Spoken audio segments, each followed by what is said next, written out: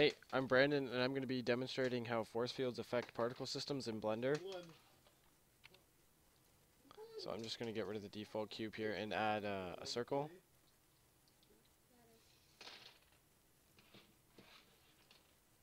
Okay. Now I'm just going to fill it. Okay. Alright, so now I have to add the particle system.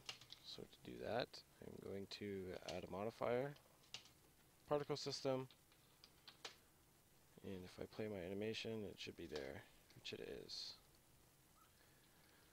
Okay, so the force fields are in the same area as the meshes are. You just go down to force fields. The first one I'm going to show you is the vortex force field. So let's play. Okay, so I'm going to play the animation now, and it should make the particles spin.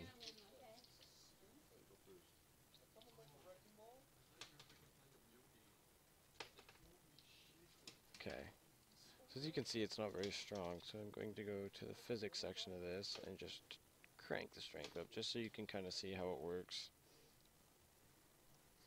Okay, maybe that's a bit too much. There.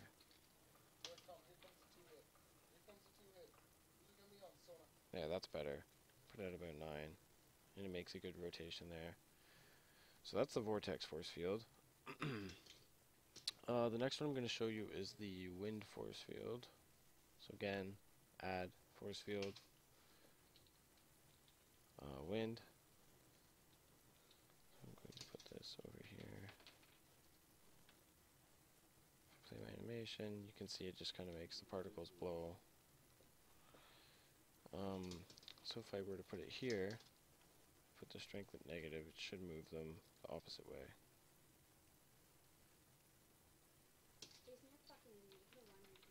Okay. So as you can see now, the particles are just being blown upwards from the wind force field. Okay, let's reset this. Okay, so the next force field I'm going to go over is the magnetic force field. Let's add that. Drag it over.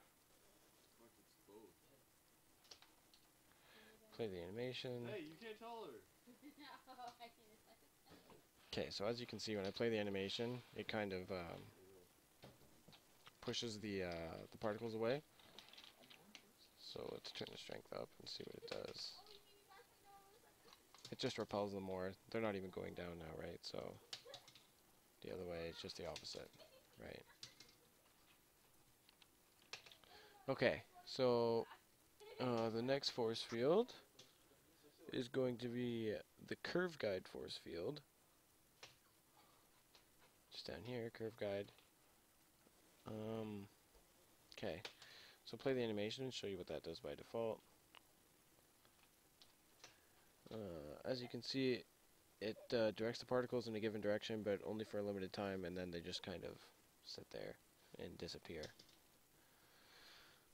So if we turn this up, it should make them go further, which it does. And you can just kind of move them around and play with it like that, right? You can make it curve, go in different shapes, whatever. So that's the curve guide force field. The final force field that I will be showing you is the drag force field. And what this does is just what it sounds like.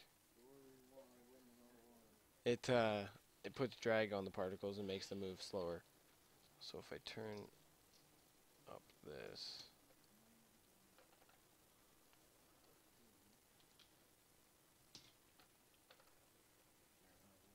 it slows the particles down, right?